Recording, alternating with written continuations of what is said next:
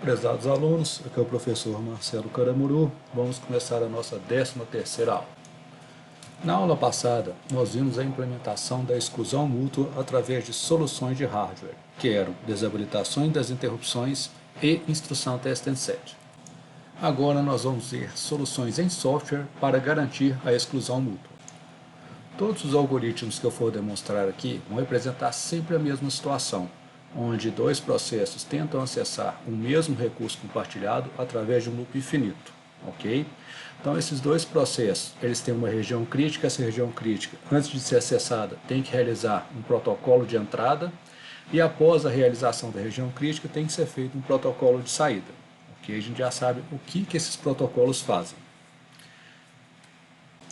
Qualquer outra instrução não relacionada ao acesso do recurso compartilhado é um procedimento individual de cada processo, ok? Então tem que ser realizado fora da região crítica.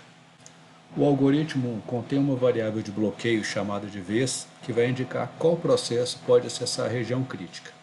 Inicialmente a variável vez é setada para o processo A, ok? Então a ordem sempre vai ser processo A, depois o processo B. Por fim, como eu disse antes, que os processos funcionam em loop infinito, essa ordem de processo A, depois processo B, depois volta para o processo A, vai ser repetida eternamente, ok? Revezando o acesso ao recurso compartilhado. Dando uma visão geral, então, em cima do programa algoritmo 1, nós temos uma variável vez, que é do tipo caractere, ok? Um procedimento A e um procedimento B. Aqui nós temos o código principal. Lembrando que tudo que começa com begin e fecha com end, ponto e vírgula no Pascal, trata-se de um last repetição, ok? É como se fosse um abre-chave, fecha-chave do C e C++. Já quando começa com begin e termina com end, ponto, quer dizer que é onde inicia o código principal e é onde termina o código principal. É como se fosse o abrir-chave do main e o fechar-chave do main. Vamos analisar cada processo aqui de forma independente, ok? Então nós temos aqui o procedimento A e o procedimento B, ok? São trechos do programa algoritmo 1. Então, analisando aqui a parte principal do código, entre o begin e o end ponto, começa aqui falando que a variável vez começa valendo A maiúsculo, ok? Então, par begin, ou seja, coloca a partir de agora esse procedimento A aqui e esse procedimento B aqui, ó, de forma concorrente para disputar o uso do processador, ok? Como esses processos funcionam em loop infinito, então tem aqui um repeat until false, ou seja, repita eternamente, essa condição nunca vai ser satisfeita, nem no processo A, nem no processo B. Esses dois processos vão ficar concorrendo no uso do processador, disputando o uso do recurso compartilhado eternamente. Supondo que o sistema operacional carregue inicialmente o processo B. Okay? Sempre que eu falar processo B, quer dizer que eu estou me referindo ao procedimento B que está associado ao processo B aqui através do comando par begin. Da mesma forma, sempre que eu falar processo A, estamos falando do trecho de código procedimento A que foi associado pelo comando par begin ao processo A. Então, o sistema operacional, ao escalonar o processo B, vai executar cada uma das suas instruções até chegar aqui no while vez igual a A, ou seja, enquanto a vez for igual a A, enquanto a variável vez tiver o conteúdo A maiúsculo, faça nada, ok? Então, durante toda a fatia de tempo do processo B, ele não vai conseguir sair dessa linha aqui, ó, porque ele vai ficar testando essa condição que só é satisfeita através do processo A depois da região crítica, que ele vai passar a vez para B. Então ele vai ficar fazendo aqui, ó, um conceito chamado de espera ocupada. Ele testa uma condição que ele não tem condições de satisfazer, ok? Ao final da fatia de tempo, eventualmente, o sistema operacional vai carregar o outro processo, que é o processo A. Aí sim, tudo se continuará. Quando o processo A for escalonado, ele vai executar cada uma das instruções até chegar aqui no enquanto vez for igual a B, faça nada. Só que a gente viu que a vez inicialmente vale A, ok? Então ele não vai ficar fazendo nada, ele vai imediatamente perceber. A é diferente de B. Então não vou entrar nessa linha do faça nada, entra na região crítica. Se caso, durante a execução da região crítica de A, o sistema operacional resolve interromper o processo A e carregar o processo B, ou seja, fazer uma troca de contexto, o que vai acontecer? O processo B vai ser carregado executando a instrução enquanto vez for igual a faça nada. A vez continua sendo de A, ok? Então ele vai continuar fazendo a espera ocupada nessa linha do while aqui, ok? Até o final da fatia de tempo de B, ok?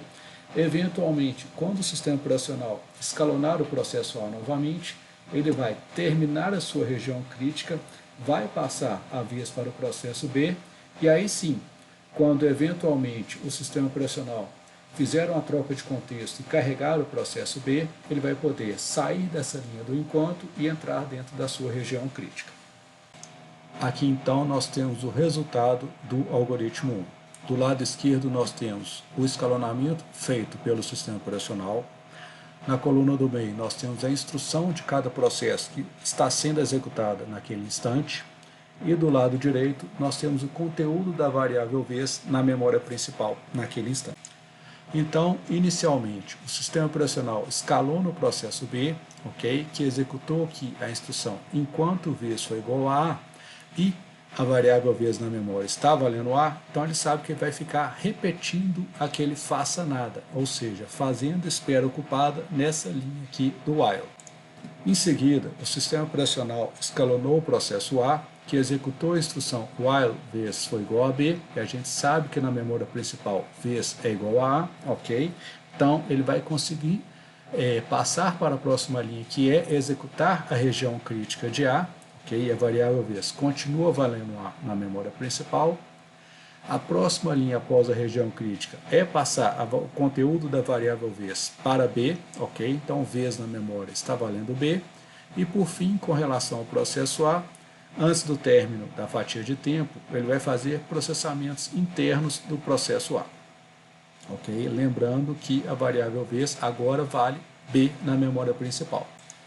Em seguida, o sistema operacional escalou no processo B, que executa então novamente o enquanto vez foi igual a A, só que vez agora vale B. Então ele vai fazer o seguinte, ele não vai fazer o faça nada, ok? Como B é diferente de A, ele vai para a próxima linha, que é executar a região crítica de B, ok?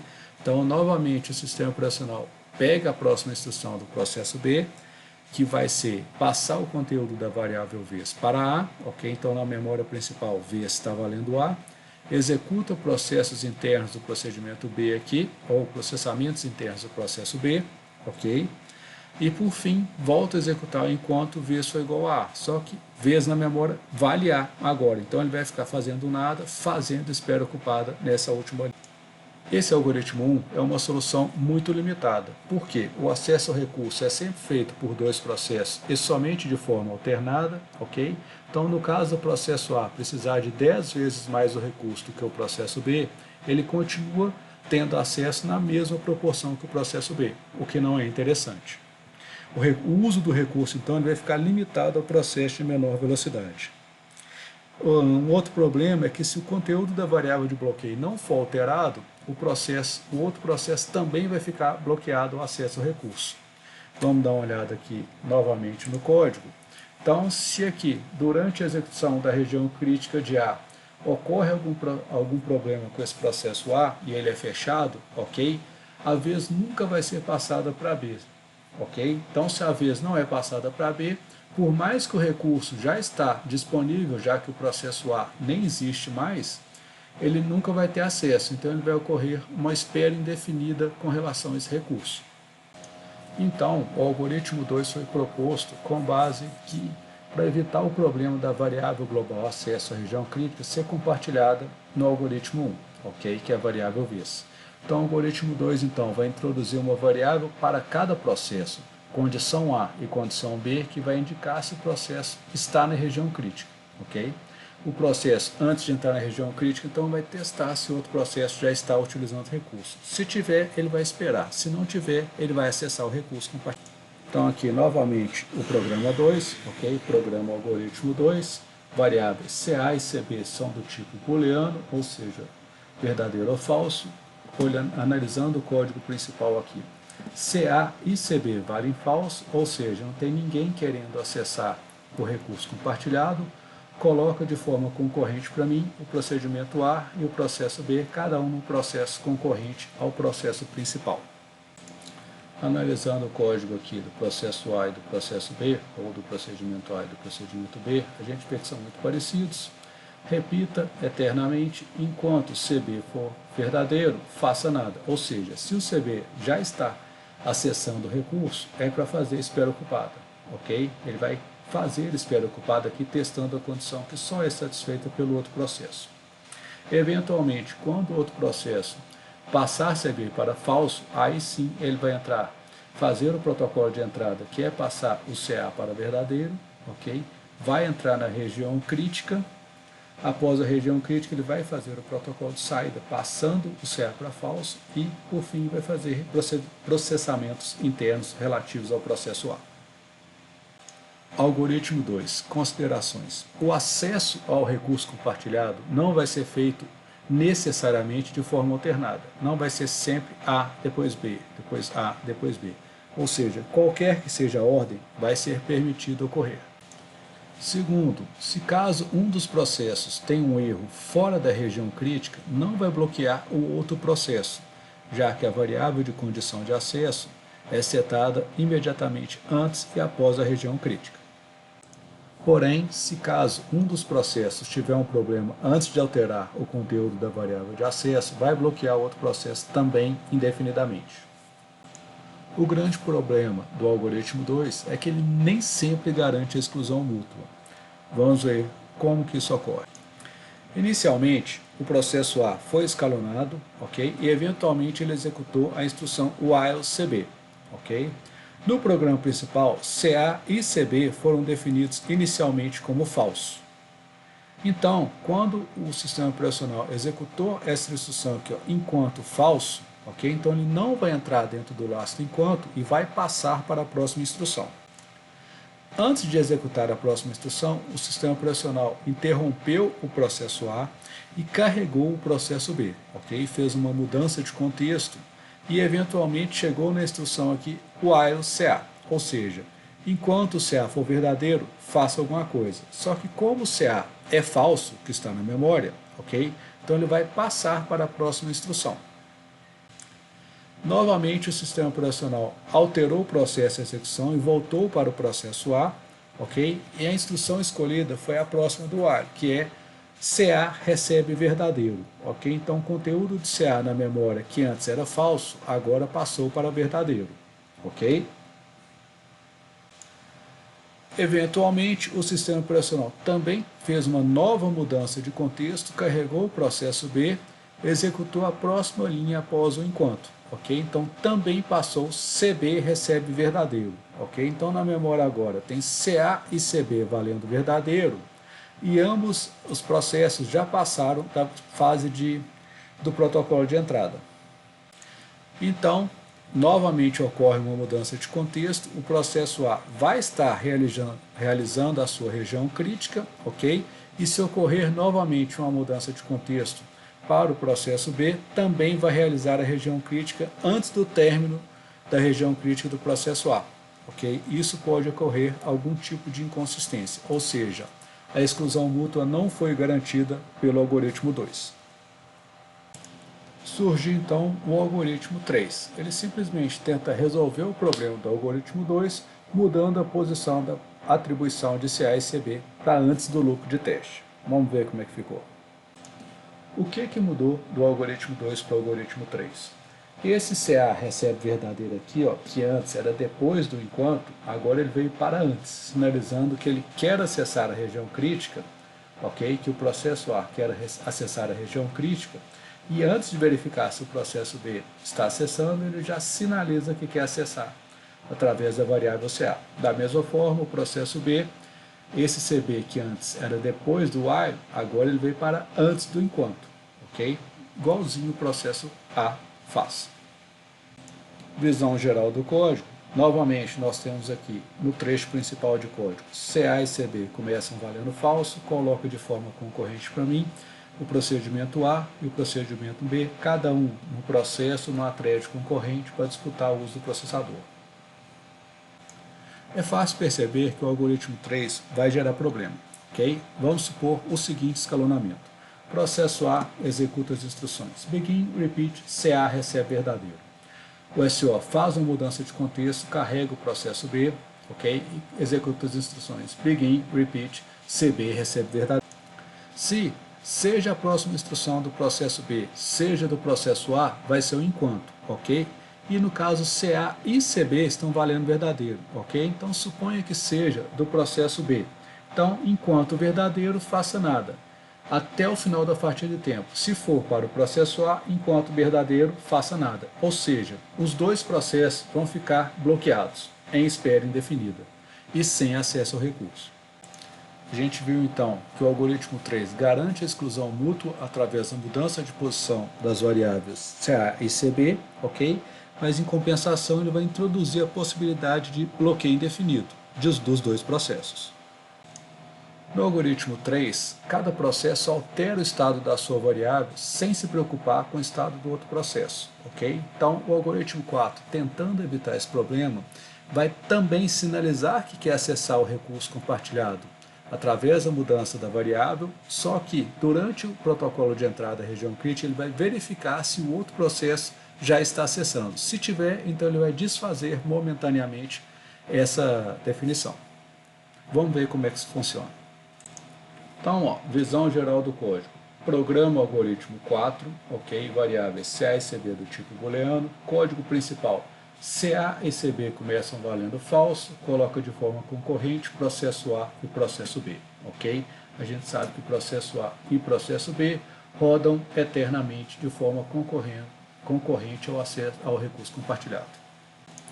Como que funciona o algoritmo 4 então? Então, supondo que o SO escalone o processo A, ele vem executando aqui cada uma das instruções, então depois do repeat aqui, ó, ele executa a instrução CA recebe verdadeiro, ok? Então, se depois de passar o CA para verdadeiro, sinalizando que quer acessar o recurso compartilhado, ele vai verificar se o CB também quer acessar o recurso compartilhado. Se o CB quiser acessar, ele também vai passar a CB para verdadeiro. Caso o CB seja verdadeiro, o processo A vai momentaneamente passar a variável CA para falso, ok? Aguardar um pequeno intervalo de tempo e eventualmente passar CA para verdadeiro de novo. Isso permite que os dois processos não fiquem presos em um bloqueio indefinido, ok? Da mesma forma, então, se o CA quer acessar o recurso compartilhado e o CB já está acessando, então ele vai voltar CA para falso, ok? E eventualmente volta CA para verdadeiro. Durante esse intervalo de tempo aqui, o CB vai executando e dando tudo certo, ele já vai ter terminado a sua região crítica, voltado o conteúdo do CB para falso, ok? Então, esse enquanto do procedimento A não vai ser executado e o procedimento A vai poder entrar dentro da região crítica. O algoritmo 4 vai garantir, então, a exclusão mútua ao recurso compartilhado, ok? E não vai gerar espera indefinida, ou seja, eventualmente todos os processos terão acesso ao recurso compartilhado. Porém, se ambos os processos querem acessar o mesmo recurso compartilhado e esses tempos sorteados aleatórios forem muito próximos uns dos outros, nenhum dos processos vai conseguir acessar a sua região crítica momentaneamente e isso pode acarretar problemas. Decker, então, propõe a primeira solução em software que garante a exclusão mútua sem ocorrência de espera indefinida para dois processos, ok? Só que esse algoritmo possui uma lógica mais complexa. Quem quiser pesquisar, o Google está aí. Depois do Decker, veio Peterson e propôs uma solução mais simples, baseado nos algoritmos 1 e 3, para resolver esse problema. Então, esse algoritmo vai ser mostrado aqui para somente dois processos, mas ele pode ser facilmente generalizado para qualquer quantidade de processos, ok? Como eu disse antes, ele é baseado no algoritmo 3 e no algoritmo 1, então vai utilizar as variáveis CA e CB e a variável vez para gerenciar conflitos dados pela concorrência. No algoritmo de Peterson, então, o processo, sempre que ele quer acessar a região crítica, ele vai sinalizar através das variáveis de condição CA ou CB, ok? Só que durante o protocolo de entrada, ele vai ceder o acesso ao recurso compartilhado para o processo concorrente. Esse algoritmo vai, então, garantir a exclusão mútua e não vai gerar bloqueio indefinido graças ao uso da variável vez. Aqui, então, nós temos o algoritmo de Peterson, variáveis CA e CB são do tipo booleanas, vez é do tipo caractere, ok? Código principal, coloca-se A e CB valendo falso, coloca concorrente, processos A e B associados aos procedimentos A e B do algoritmo. Então, ó, supondo que o processo A foi escalonado primeiro, vai executar as instruções begin e repeat, se A recebe verdadeiro, ou seja, o processo A sinaliza que quer acessar o recurso compartilhado, ok? Só que a próxima instrução é passar a vez para o processo B. Com isso, se o sistema operacional continuar executando o procedimento A, ok? Então, enquanto CB, ou seja, se o processo B quer acessar o recurso compartilhado, o processo A já cedeu a vez para ele. Caso ele não queira acessar o recurso compartilhado, então esse enquanto aqui vai ser falso, ele vai entrar na região crítica de A. Caso o processo B queira acessar o recurso compartilhado, a vez vai ser dele, ok? Então, vai ocorrer espera ocupada aqui no processo A, fazendo essa linha do enquanto aqui, ok? Fazendo nada. Eventualmente, ao final da fatia de tempo do processo A, o processo B vai ser escalonado, ok? E ele vai poder entrar na região crítica. A gente viu então que toda solução em software que garante a exclusão mútua gera espera ocupada, do inglês busy wait, o que é um desperdício, do inglês overhead, ok? Então fica testando uma condição que depende de uma coisa externa para ser resolvida. Então tem que surgir algum tipo de mecanismo que permita colocar um processo em estado de espera enquanto ele estiver esperando por um recurso, ok? Enquanto ele estiver esperando para entrar na região crítica. Uma outra coisa que deve ser observada em acesso a recursos compartilhados é a sincronização condicional, ok? Ou seja, o acesso ao recurso só pode ser feito com base em uma condição. Se essa condição não for satisfeita, o processo tem que permanecer bloqueado. Um exemplo típico é o processo de leitura e gravação em um buffer. Não tem como ler de um buffer vazio, não tem como gravar em um buffer que já está cheio. Então, no próximo exemplo que eu for mostrar, vai existir um buffer cujo acesso é controlado pela variável count, ok? Então, se o contador é igual a zero, quer dizer que o buffer está vazio, tem 0 posições ocupadas. Então, o processo consumidor tem que esperar porque não tem nada para ser consumido desse buffer. Da mesma forma, se o count ou o contador for igual ao tamanho do buffer, ou seja, todas as posições do buffer já estão ocupadas, quer dizer que o buffer já está cheio e o processo produtor que vai ter que esperar agora. Ou seja, não adianta produzir mais dados porque não tem como gravar no buffer. O algoritmo mostrado ele vai mostrar o problema da sincronização condicional, mas vai continuar mostrando o problema da espera ocupada. Aqui então nós temos a visão geral do programa produtor e consumidor, ok? Com o tamanho do buffer, tipo de dado abstrato. Vai ter um array que vai definir o buffer do tipo de dado abstrato. Qual que é o tipo de dado utilizado nesse array, ok? Por fim, o contador variando de 0 até o tamanho do buffer, ok? Então aqui, ó, o código principal começa falando que o contador vale 0, ou seja, o buffer sempre começa vazio, ok? Coloca de forma concorrente para mim os procedimentos produtor e consumidor.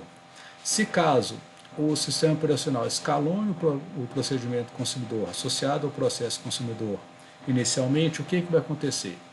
Roda a instrução begin, repeat, enquanto o contador é igual a 0, faça nada. Ou seja, se não tem nada para ler do buffer, como que ele vai consumir? Então ele vai ficar gerando espera ocupada aqui no enquanto. Eventualmente, quando o sistema operacional escalonar o processo produtor, então novamente ele executa as instruções begin, repeat, vai produzir um dado qualquer do tipo dado aqui, enquanto o contador for do tamanho do buffer, só que o buffer começa inicialmente como vazio, ok? Então, 0 não é igual ao tamanho máximo do buffer. Então, ele vai pular essa linha do enquanto, vai gravar esse dado produzido aqui lá no buffer, ok? Na posição count, ok? Vai somar mais um no contador, ou seja, vai falar que uma das posições agora está ocupada, a última posição que ele gravou, e por fim vai ficar repetindo esse laço aqui infinitamente. Agora o sistema operacional pode escalonar qualquer um dos dois processos para ser executado, porque já existe um dado para consumir, e se esse buffer tiver mais de uma posição, ele pode também produzir um outro dado para ser gravado no buffer. Caso só tenha uma posição, não pode usar o processo produtor ainda, ele vai ficar gerando espera ocupada até que o procedimento consumidor seja executado e consuma os dados desse buffer. Agora sim, falamos de exclusão mútua, falamos de sincronização condicional. Para resolver o problema da espera ocupada, surge então o mecanismo de semáforos. Os semáforos foram propostos em 1965 por Dijkstra e permitem implementar a exclusão mútua e sincronização condicional entre processos, sem gerar espera ocupada. Os semáforos são variáveis inteiras e não negativas e são manipulados através de operações indivisíveis ou atômicas. O que quer dizer isso? Não tem como o SO fazer uma troca de contexto durante a sua execução, ok? Então, no caso da instrução up, vai aumentar o valor da variável semáforo e a instrução down vai decrementar o valor da variável semáforo. Como não tem jeito da variável semáforo ser negativo, sempre que um processo executar uma instrução down e um semáforo com valor zero, esse processo vai para o estado de espera, ok? Consequentemente, esse processo não vai gerar espera ocupada. Tipicamente, os semáforos são implementados em hardware. Existem dois tipos de semáforos, os binários ou mutexes, que só podem assumir valores 0 e 1, ok? E os semáforos contadores, que podem assumir qualquer valor inteiro positivo além do zero. A exclusão mútua pode ser implementada através de semáforos binários, ok? Associado ao recurso compartilhado. A instrução up e down vai funcionar como protocolos de entrada e saída. Ok? Se o valor é 1, quer dizer que aquele recurso está liberado. Se o valor é 0, quer dizer que aquele recurso já está sendo utilizado naquele momento. Então, supondo que existem vários processos concorrentes e um único recurso compartilhado querendo ser acessado por todos os processos, sempre que um dos processos tentar acessar esse recurso compartilhado, ele vai executar uma instrução down no semáforo associado a esse recurso. Se o semáforo for 1, então, esse primeiro processo que deu a instrução down vai poder entrar dentro da sua região crítica, ok, e ter acesso ao recurso compartilhado em si, e qualquer outro processo que tentar novamente executar uma instrução down no semáforo associado a esse recurso, vai para o estado de espera. Consequentemente, não gera espera ocupada. O processo, então, quando ele sai da região crítica, ou seja, quer liberar o recurso compartilhado, ele vai então dar uma instrução up no semáforo associado a esse recurso compartilhado. Se existirem outros processos aguardando esse recurso compartilhado ser liberado, então vai ter uma fila associada a esse recurso compartilhado, ok? E o primeiro processo dessa fila vai ser tirado, então, do estado de espera e levado para o estado de pronto. Então aqui nós temos uma figura ilustrando todo o processo. Então, se eventualmente o processo aqui que está tentando acessar na região crítica der um down e o semáforo associado ao recurso é maior do que 0, então ele vai acessar a região crítica, ok? Ao contrário, se ele der um down e o semáforo associado ao recurso compartilhado está valendo 0, o que vai acontecer? Esse processo vai para a fila de espera de processo associado àquele recurso, ok? E eventualmente, quando um outro processo der um up naquele recurso compartilhado, no semáforo associado àquele recurso compartilhado, esse processo, o primeiro processo da fila de espera, vai ser liberado e colocado no estágio pronto. Aqui então nós temos o programa semáforo 1, ok? Parte principal, coloca de forma concorrente o processo A e o processo B. O processo A está associado a essas linhas de código aqui do lado esquerdo, o processo B associado a essas outras linhas de código do lado direito. Novamente, nós temos um loop infinito em cada processo, repita até que falso, ou seja, repita eternamente. Como que funciona cada um desses procedimentos? Dá um down no semáforo associado ao recurso, realiza a região crítica e, após realizar a região crítica, dá um up liberando o recurso, ou seja, o down sinaliza que quer acessar o recurso e o up sinaliza que o recurso está liberado. Vendo a tabela de escalonamento feita pelo SO, nós temos, então, o primeiro processo escolhido foi o processo A, instrução repeat, o semáforo está valendo 1, sinalizando que ninguém está acessando o recurso compartilhado e não tem ninguém no estado de espera. Em seguida, o sistema operacional escalonou o processo B, pegou a instrução repeat, ok? Então o semáforo continua valendo 1, ninguém no estado de espera. Novamente, o sistema operacional escalona o processo A, que executa a instrução down no semáforo S, ok? Então o semáforo deixa de valer 1 e vai para o valor de 0, ok? Então sinalizando que alguém está acessando o recurso compartilhado, não tem ninguém no estado de espera ainda.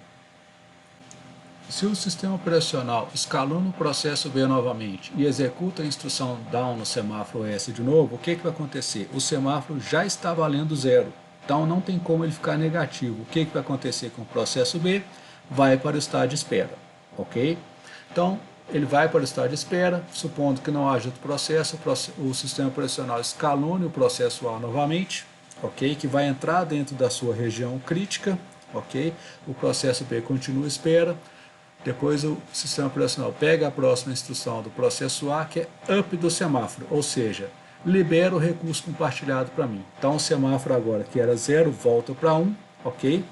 O processo que estava no estado de espera, que era o processo B, agora sai do estado de espera e vai para o estado de pronto. Em seguida, o sistema operacional escalona o processo B, a escolha que foi feita aqui pelo SO, ok? Que realiza a instrução down no semáforo, ok? Então o semáforo saiu de 1 e vai para 0, sinalizando então que o processo B quer acessar o recurso compartilhado. Por favor, reparem que há um erro na figura do livro, ok? Então confira com o slide qual é o resultado correto desse escalonamento. É possível implementar, além da exclusão mútua, a sincronização também através do uso de semáforos. Então, um processo que quer realizar uma operação de entrada e saída pode executar um down num semáforo associado a essa operação e ficar no estado de espera até o final dessa operação.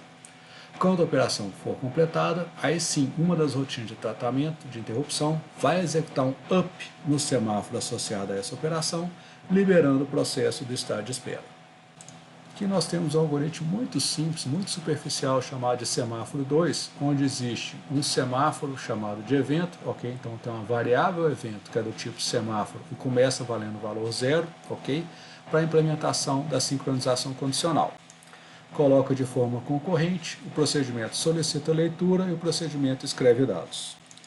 Se caso o procedimento solicita leitura seja escalonado antes do procedimento escreve dados, o que vai acontecer? Ele vai dar um down em um semáforo que começou valendo 0, ou seja, esse procedimento vai para o estado de espera até que um dado seja eventualmente produzido aqui no procedimento escreve dados e ocorra um up nesse semáforo. Aí sim, o procedimento solicita leitura sai do estado de espera, vai para pronto e pode ser eventualmente escalonado para execução. Por fim, nós vamos aplicar todos os conceitos de sincronização condicional e exclusão mútua através do uso de semáforos em um exemplo, ok? E o problema do produtor-consumidor.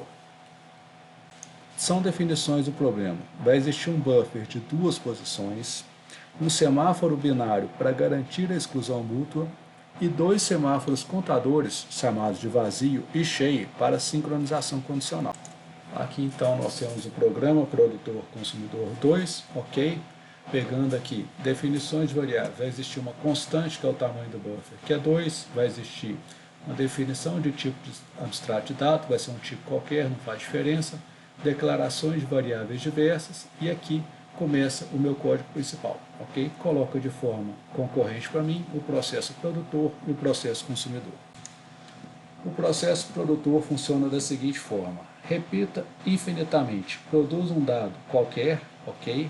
Dá um down no semáforo associado a quantas posições estão vazias no buffer, ok? Inicialmente as posições vazias é igual ao tamanho do buffer, então o buffer tem tamanho 2, tem 2 posições vazias e 0 posições cheias. Em seguida, ele vai dar um down no semáforo mutex associado ao acesso exclusivo ao buffer, ok? Então, se não tiver ninguém acessando esse recurso compartilhado, ele vai conseguir entrar na região crítica, que é gravar o dado no buffer, ok? Depois ele faz o protocolo de saída, que é o up no mutex, ou seja, sinaliza que o recurso compartilhado está liberado, ok? E também vai dar um up no cheio, sinalizando que agora tem uma posição cheia na sincronização condicional associado ao recurso compartilhado. Da mesma forma, o processo consumidor vai repetir infinitamente, vai dar um down no cheio, ou seja, vai ver quantas posições estão cheias do buffer, ok? Então, se o buffer começou valendo 0 e ele der um down, o que vai acontecer? Ele vai para o estado de espera, porque não tem nada para ser consumido. Se tiver alguma coisa, ele vai executar a próxima instrução, que é um down no mutex, indicando que ele quer acessar o recurso compartilhado, ok? Se não tiver ninguém acessando, ele vai ter então acesso à região crítica, que é a função ler_buffer, então vai ler do buffer o dado 2, ok? Em seguida, vai liberar o acesso ao recurso compartilhado, fazendo o protocolo de saída através da variável up mutex, ok? E por fim, vai fazer a sinalização da sincronização condicional através da instrução up em vazio. Ou seja, vai aumentar a quantidade de posições vazias, ok? Visão geral da coisa, então, o processo produtor, cada vez que ele produz um dado, ele tem que ver se tem uma posição para gravar no buffer. Se tiver, ele vai ver se tem alguém acessando o buffer. Se não tiver ninguém acessando, ele vai gravar, depois ele vai liberar o buffer e, por fim, vai sinalizar que agora tem mais alguma coisa para ser lido. Da mesma forma, o processo consumidor vai ver se existe alguma coisa para ser consumida, ok? Então, se tiver pelo menos uma posição cheia, ele vai conseguir consumir. Depois ele vai sinalizar que quer acessar o recurso compartilhado através do semáforo mutex, ok? Vai fazer acesso ao recurso compartilhado. Depois ele vai liberar o recurso compartilhado através da instrução up. E por fim, ele vai aumentar a quantidade de posições vazias, já que ele consumiu um dado do buffer. Aqui nós temos o resultado, então, do escalonamento feito pela SO. Também está ligeiramente diferente do que está no livro. De acordo com a tabela, então, o primeiro processo escalonado foi o processo produtor, ok? Que executou a instrução produz dado. Então, o meu buffer começa inicialmente vazio, 2 posições vazias, 0 posições cheias, ninguém está acessando o recurso, ou seja, o mutex vale 1 e não tem ninguém no estado de espera. Okay? Vem o SO, escalona o processo consumidor e executa a instrução down em cheio. Okay? Como o cheio estava valendo 0, ou seja, tentou fazer uma variável semáforo ficar negativa, o que vai acontecer? O processo consumidor vai para o estado de espera. Enquanto ele estiver no estado de espera, com relação a esses processos aqui, produtor e consumidor, só vai ser executado o processo produtor. Então, o processo produtor executa a instrução down em vazio, vazio estava valendo 2, passa a valer 1, ok? O processo produtor executa a instrução down em mutex, mutex valia 1, agora vale 0, ok? Novamente, o processo produtor grava no buffer o dado, ok? Então, esse dado é gravado, isso aqui é a região crítica do processo produtor, e tudo isso, o processo consumidor continua no estado de espera. O processo produtor, então, dá um up no mutex, sinalizando, então, que o acesso ao recurso compartilhado terminou, ok? Protocolo de saída da região crítica. Depois o processo produtor executa a instrução up no cheio, sinalizando, então, que o buffer agora tem pelo menos uma posição para ser lida, e nesse instante, então, o processo consumidor que está em estado de espera é liberado para ficar no estado de pronto. Eventualmente, o SO pode escalonar, ok? Então, o processo consumidor foi escalonado, deu um down no semáforo cheio, ok? Que era 1, passou para 0, ok? E agora sim, o processo consumidor pode consumir dados. Recomendo que vocês pesquisem para a nossa próxima aula sobre o problema dos filósofos e problema dos barbeiros e a sua solução utilizando semáforos, para a gente discutir isso em sala.